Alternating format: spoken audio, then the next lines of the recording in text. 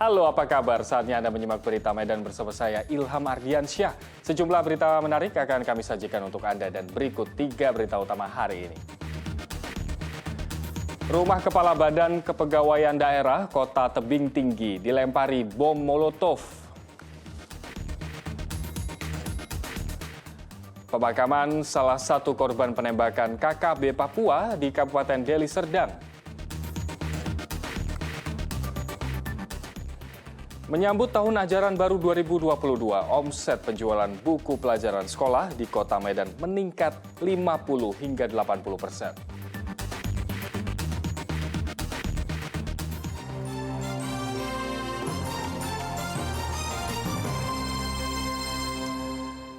Kita awal informasi hari ini, rumah pribadi Kepala Badan Kepegawaian Daerah BKD Kota Tebing Tinggi Selasa dini hari diteror orang tak dikenal dengan menggunakan bom Molotov.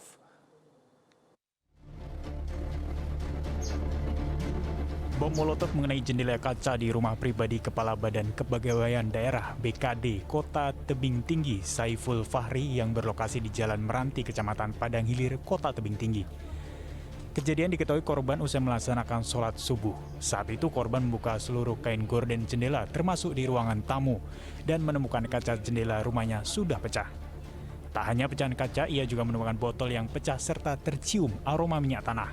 Korban menduga ini adalah teror menggunakan bom Molotov sehingga melaporkan kejadian ini ke Polres Tebing Tinggi. Nah, berarti itu botol fruity yang dilemparkan ke sini, ya. Jadi sehingga saya untuk sementara karena dan aroma bau minyak lampu itu ada, sehingga saya beranggapan ini rumah mau dibakar, ya kan, usahakan itu pakai bom Molotov dan ini sifatnya teror terhadap saya dan keluarga. Benar bahwa saya kejadiannya itu benar dan saat sekarang ini pihak korban sudah mengadukan permasalahan tersebut ke Polres Tebing Tinggi. Kasus ini tengah ditangani Polres Tebing Tinggi dan sedang dilakukan penyelidikan. Muhammad Hamdani melaporkan dari Kota Tebing Tinggi. Warga Medan Belawan, Kota Medan digegerkan dengan penemuan jasad pemuda bersimbah darah tergeletak di pinggir Jalan Pasar Kapuas Senin sore. Tubuh korban ditemukan sejumlah luka tusukan. Diduga pemuda ini menjadi korban pembunuhan. Korban yang tergeletak di bawah pohon menjadi tontonan warga yang melintas. Tubuh korban di bagian perut sebelah kiri ditemukan luka, diduga bekas tusukan senjata tajam. Kapolsek Medan Belawan mengatakan hingga saat ini korban belum diketahui identitasnya. Petugas juga masih melakukan penyelidikan terkait tewasnya pemuda tersebut. Jasad korban telah dievakuasi ke Rumah Sakit Bayangkara Medan untuk dilakukan otopsi. Kita menemukan mayat di tepi jalan. Kemudian kita tidak tahu apakah ini korban pembunuhan atau tidak. Untuk sementara mayat kita bawa ke Rumah Sakit Brimob untuk otopsi. Sehingga kita tahu apakah itu pembunuhan atau tidak. Kondisi badan tadi ada luka, Pak. Itu seperti apa, Pak? Kondisi badan kita ada luka, tapi kita belum tahu apa luka apa itu. Oke. Ini Itu benda tajam atau tidak. Nanti korbannya orang mana, Pak? Udah teridentifikasi, Pak? korban masih lidik. Masih lidik, Pak. Dua kubu pelajar bentrok di Jalan Gatot Subroto, Kota Medan, Senin lalu. Akibatnya, 2 mobil dan kaca bangunan sekolah rusak terkena lemparan batu.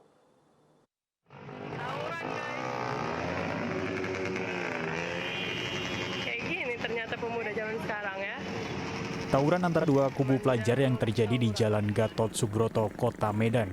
Bersenjatakan balok dan batu, satu kubu pelajar menyerang kelompok pelajar lainnya hingga terjadi serangan balasan.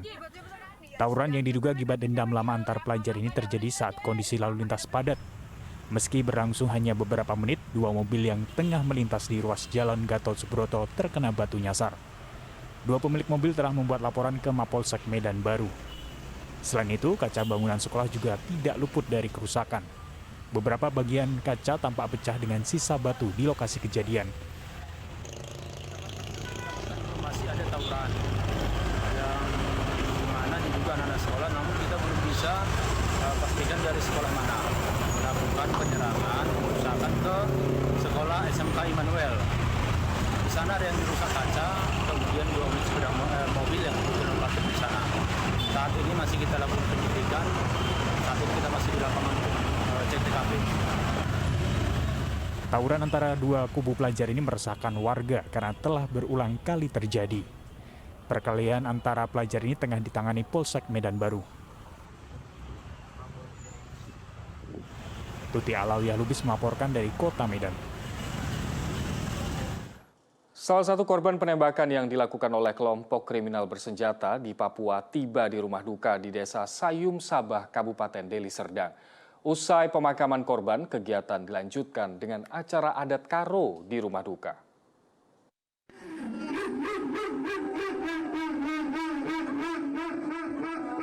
Juda Guru Singa, korban tewas dalam insiden penembakan kelompok kriminal bersenjata KKB di Kabupaten Duga, Papua dimakamkan oleh pihak keluarga di Kabupaten Deli Serdang.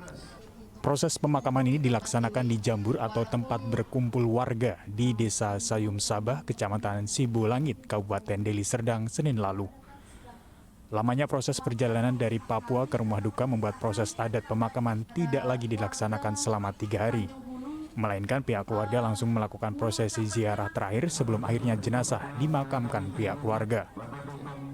Usai dimakamkan, kemudian pihak keluarga melanjutkan acara adat karo untuk memberikan dukungan moral kepada keluarga yang ditinggalkan agar tidak terus terlarut dalam kesedihan.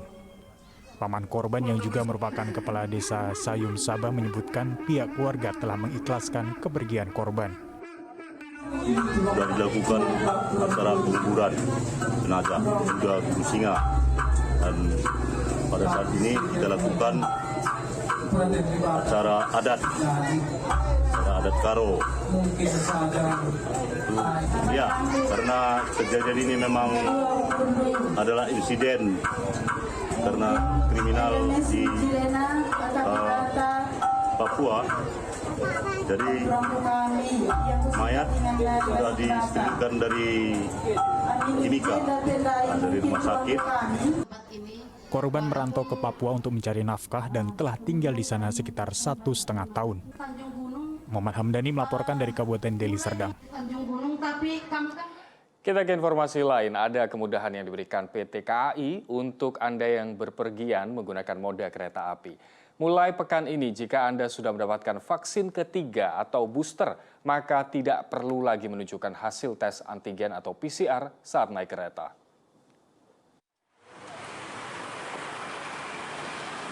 Kebijakan baru diterapkan PT Kereta Api Drev 1 wilayah Sumatera Utara. Mulai 17 Juli yang lalu, bagi penumpang yang telah mendapatkan vaksinasi booster, tidak diwajibkan untuk menunjukkan hasil negatif tes PCR atau tes antigen yang biasa ditunjukkan sebelum keberangkatan. Peraturan ini diterapkan bagi penumpang kereta api Sribilah tujuan Bandar Kalipah hingga Rantau Prapat. Kemudian ini juga berlaku untuk kereta api Putri Deli dengan tujuan Tanjung Balai. Sementara bagi penumpang yang masih mengikuti vaksinasi 1 dan 2 diwajibkan untuk menunjukkan hasil negatif RT-PCR atau rapid antigen 1 kali 24 jam atau tes RT-PCR 3 kali 24 jam sebelum keberangkatan. Jadi nanti hampir sama dengan aturan yang sebelum Lebaran ya. Jadi intinya sih ketika dia sudah vaksin booster sudah 3 kali, itu tidak perlu syarat tambahan. Akan tetapi ketika dia baru 2 kali vaksin atau 1 kali vaksin itu ada syarat tambahannya.